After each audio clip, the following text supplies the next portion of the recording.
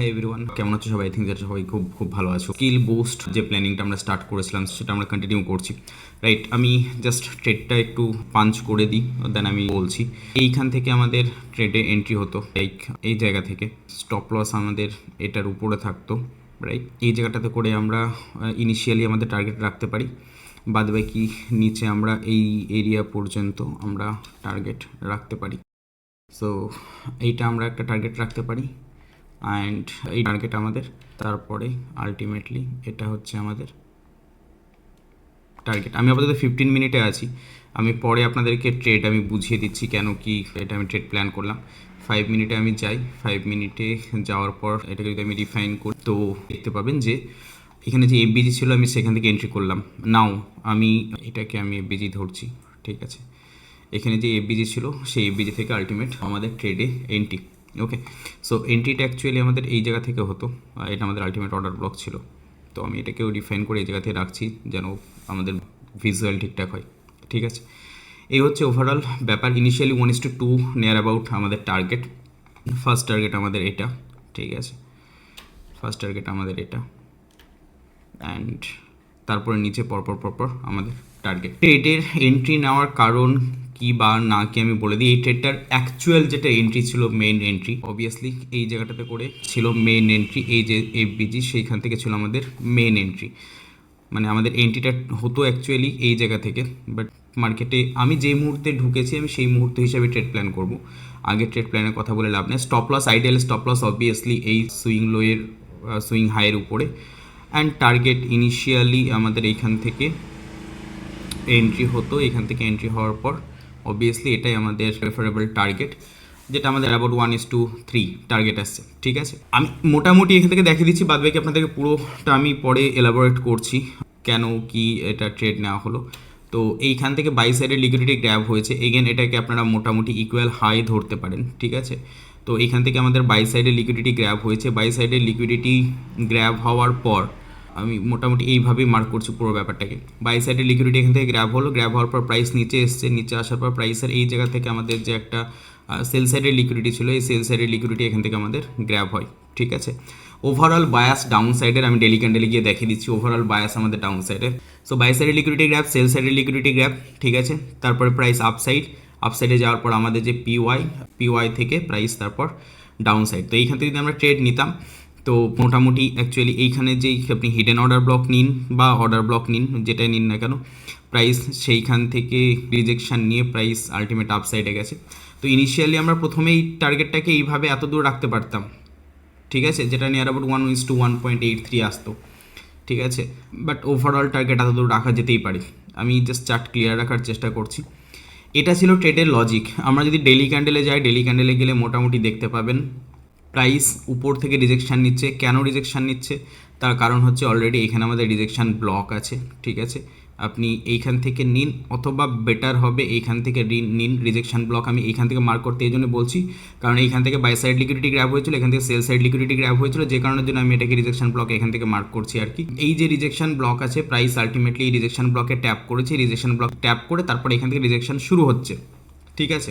Last ভিডিওতে আপনারা হয়তো দেখে এই জায়গাটাতে করে আমি লাস্ট ডে ট্রেড প্ল্যান করার চেষ্টা করছিলাম, মেবি এরকম কোনো জায়গাতে একটা এই জায়গাতে, সেখানে আমি আপনাদেরকে বলেছিলাম, আপনারা দেখে নিতে পারেন এর আগের পার্ট। এটা মনে হয় boost your trading skill part 2 video, এটা মানে সিরিজ 2 ভিডিও। সিরিজ 1 ভিডিওতে গেলে দেখতে পাবেন এই জায়গাটাতে করে আপনাদেরকে আমি যখন ট্রেড নিই, 1 জানুয়ারি ছিল সেদিনকে, আমার মনে আছে, সরি 2 জানুয়ারি ছিল, ঠিক আছে? এই দিনকে সেদিনকে আমি ট্রেড নেওয়ার সময় বলেছিলাম ওভারঅল ভিউ, আমার ভিউ বা মানে আপসাইডের বুলিশ ভিউ, প্রাইস আপসাইডে যাবে অ্যান্ড দেখতে পাচ্ছেন প্রাইস অলরেডি আপসাইডেও গেছে।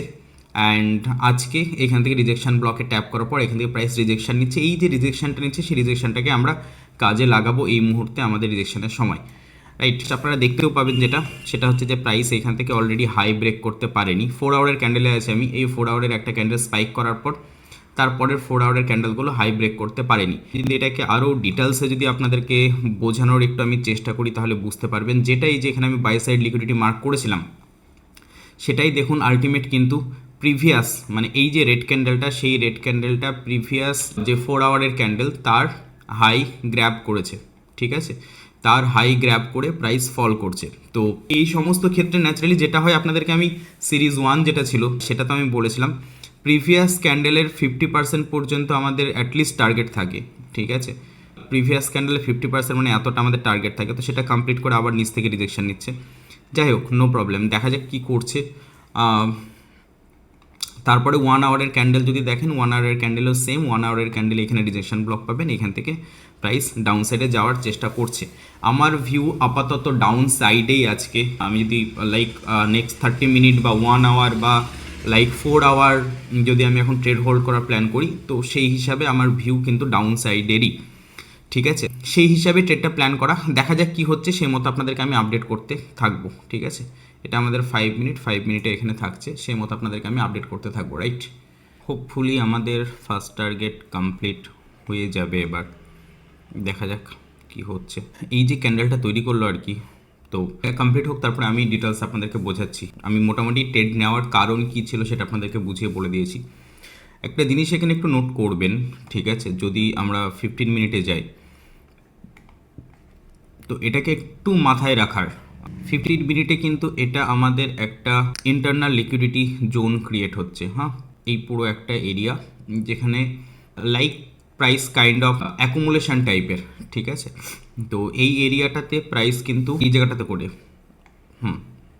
2 জানুয়ারি আমি যে ট্রেডের কথা আপনাদেরকে বলছিলাম, সেখানে দেখুন ড্র করাই আছে। তো আপনাদেরকে আমি বলেছিলাম এখানে একটা বড় এরিয়া অ্যাকুমুলেশন জোনের মধ্যে ছিল, ঠিক আছে। 1 আওয়ারেও মনে হয় এটা ছিল, পুরো 15 মিনিট আপনাদেরকে আমি পার্ট 1 দেখতে পারেন, সেখানে আপনাদেরকে আমি এটা বলেছিলাম। অ্যান্ড তারপর এখানে বলেছিলাম লিকুইডিটি নিয়ে প্রাইস আপসাইডে যাবে।